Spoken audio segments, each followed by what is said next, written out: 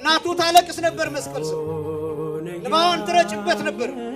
ችንካሩ ብቻ አልነበረም የሚወጋው የእናቱ እንባም ጭምር ይወጋው ነበር የእናቱ ሐዘን ያስጨንቀው ነበር ምክንያቱም አንድ ልጇ መስቀል ላይ ተሰቅሎ ስለ አንድ ልጇ ብቻዋን ታለቅስ ነበር ልቧ እየደማ ነበር የእርሱን ግርፋት ወስዳው ነበር የእርሱን ቁስል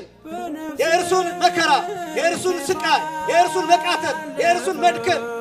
የእርሱን ሰውነቱ አጠቃላይ አካሉ በደም መሸፈኑን ያንን ወደ ራሷ ወስዳ እንደ እናትነቷ ታለቅስ ነበር እንባዋን እየሰፈረች ወደሱ ትረጨው ነበር ይሄ ከችንካሩ እኩል ከጅራፉ እኩል ከግርፋቱ እኩል ከሚጎረብጠው መስቀል እኩል ከዚያ እኩል ያሰቃየው ያስጨንቀውና ይወጋው ነበር ከጮኻቸው ጩኸቶች አንዱ ይሄ ጩኸት ነው መስቀል ላይ ከጮኻቸው ጩኸቶች እነኋት እናት የሚል ድምጽ ነው ያወጣው ምክንያቱም አስጨንቆት ነበር እመቤታችን ብቸኛ ናት በዛ ሰዓት የተሳደደች ሴት ናት መከራ የተቀበለች ሴት ናት ያላረፈች እድሜ ዘመን ያላረፈች ጸንሳ የተሰደደች ተጸንሳ የተሰደደች እመቤት ጸንሳ ብቻ አይደለም ተጸንሳ በእናት አባቷ ማህፀን ሆና በስደት ነው የተወለደችው በሊባኖስ ተራራ ነው የተወለደችው አገሯ ላይ አልተወለደችም አገሯ ምድረ በዳ ተሰዳ ነው እመቤታችን የተወለደችው ይሄ ብቻም አይደለም እመቤታችን ጸንሳ ተሰዳለች ከመቅደስ ተሰዳለች ከሀገሯ ተሰዳለች ከግብጽ ተሰዳለች እውነት ስላላት እውነት ክርስቶስ ስላላት እውነት ክርስቶስ ልጇ ስለሆነ እውነት ክርስቶስ ስለጸነሰች ስለ እውነት ተንከራታለች ዋጋ ከፍላለች ለዚህ አስጨንቀው ብቸኛ ናት አጠገቧ የሚያጽናናት እህት የለም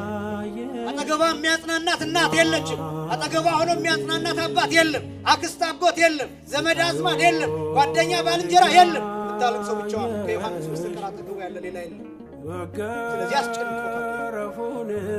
ከሚስማሩ እኩል ከችንካሩ እኩል አስጨንቆታል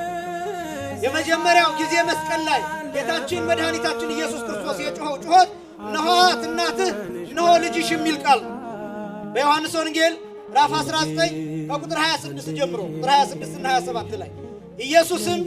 እናቱን ይላል ይወደው የነበረውንም ደቀ መዝሙር በአጠገቡ ቆሞ ባየ ጊዜ እናቱን አንቺ ሴት እነሆ ልጅሽ አላት ይልና ቁጥር 27 ላይ ከዚህ በኋላ ደቀ መዝሙሩን እናትህ እነኋት አለው ይላል የዮሐንስ ወንጌል ምዕራፍ 19 ቁጥር 25 እና 26 ላይ አያችሁ ጌታ አይጨነቅ ኖሮ ለእመቤታችን ለቅድስት ድንግል ማርያም ሐዘን መልስ አይሰጥም ነበር ዝም ይላት ነበር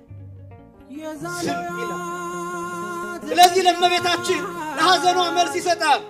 ለጩኸቷ መልስ ይሰጣል ለምልጃዋ መልስ ይሰጣል ለጸሎቷ መልስ ሄዶ ነገሩ አውሩ ለዓለም ተነስቷል በዚህ የለም መድኃኔ